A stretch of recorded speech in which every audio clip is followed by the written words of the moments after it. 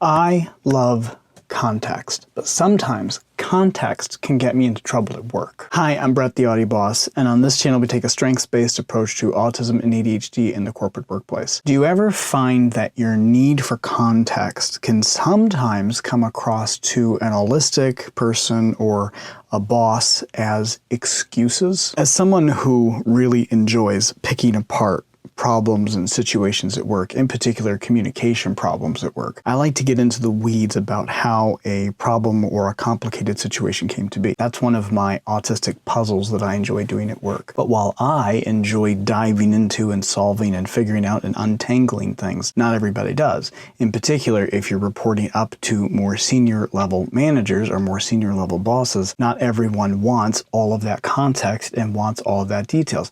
That's why they put me on those projects or me on those tasks so that I can unpack those things and then summarize those things back up. So when communicating out these things, you want to be careful to not be going too much into detail. In fact, when you're reporting back out to your boss, a really specific thing to think about is how can I be concise but give context? How do I balance those two things out? And you really want to think about that in 3 talking points.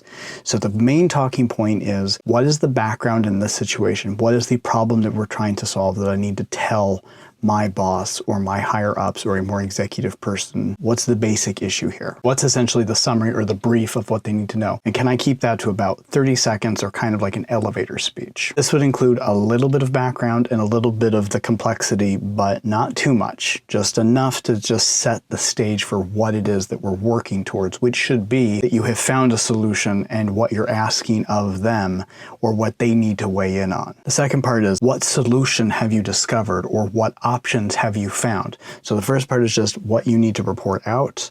Now it's what solutions have we found, or what solutions do we think are possible? What are our options? And now what do we need from them? What decision, what information, what help, what support, what thing are we asking of them, the more senior leader or the more executive leader? What are we asking of them in the situation? What is the solution? What is the decision? What is the budgetary need? What are all the various things that we need to ask of them for this thing? Be prepared that this part of the conversation should probably be specifically a conversation. You're not talking at them.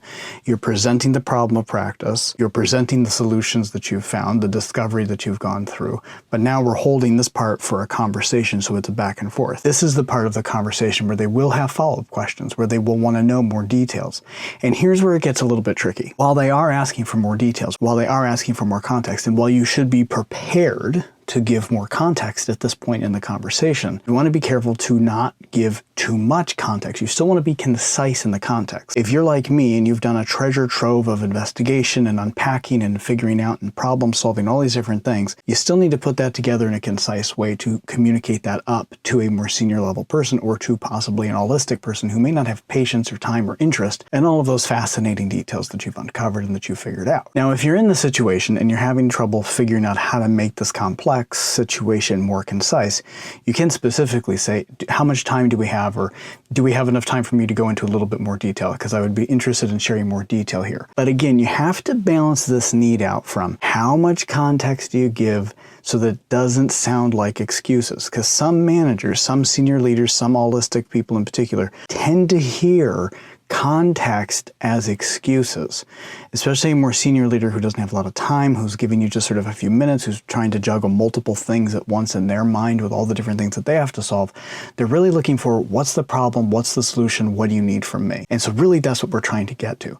If they have an interest and they're more generally curious about it, they will ask for more details. They will ask for more information. And you should be prepared to have that information. You should be prepared to offer up those details, but in a more concise way than, say, if you were telling somebody else who's working on the problem with you. The other critical thing you want to think about when you're having these conversations, especially with a boss or a manager or a more senior person, you want to make sure that as you're delivering this information, you're not making it sound passive aggressive, that it's really more like news reports. You're being very factual in the things that you're reporting. Sometimes a manager will stop and say, what is it that you're not saying? What is that thing that you're not telling me? You're being very rigid or you're being very concise about this. And at times that can come up. Certainly if a manager is interested or they're picking up on something something that's not being said. They do want to know more about a situation. And if that's the case, be prepared to answer for that. Be prepared to give a little bit more detail.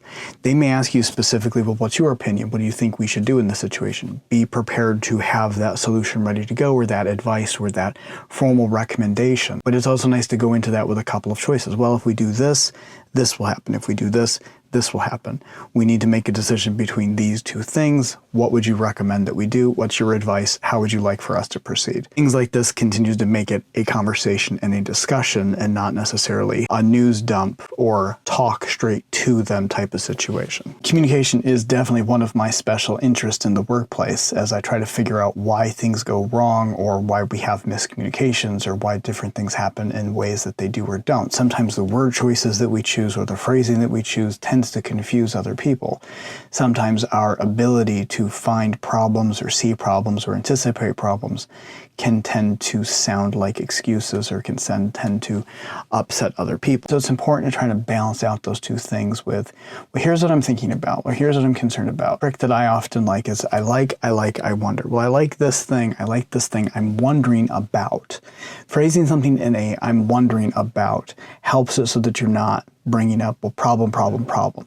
Oftentimes in these communications, oftentimes in these situations, if you are just telling people the problems that you're anticipating or the problems that might be coming, but you're also not able to sit with them and offer up solutions, or, well, what about if we do this, or what if we tried that? Sometimes there are situations where that's not invited conversation. You have to find out, can we take time to sort of problem solve those things? Is this the right meeting? Is this the right conversation? Is this the right time to bring those things up? That can also translate as complaining, even though we're just trying to highlight problems or anticipate things that are coming.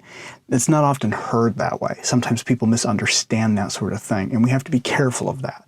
So sometimes it's best to just capture those notes and find maybe a good friend at work we can talk about that with, or if your boss and you can have that as a one-on-one conversation where you can kind of go through those things, where it's not in a meeting but it's a one-on-one. You can also ask your boss, hey, do we have time to go over some of my concerns about that project? I have some things that I'm worried about.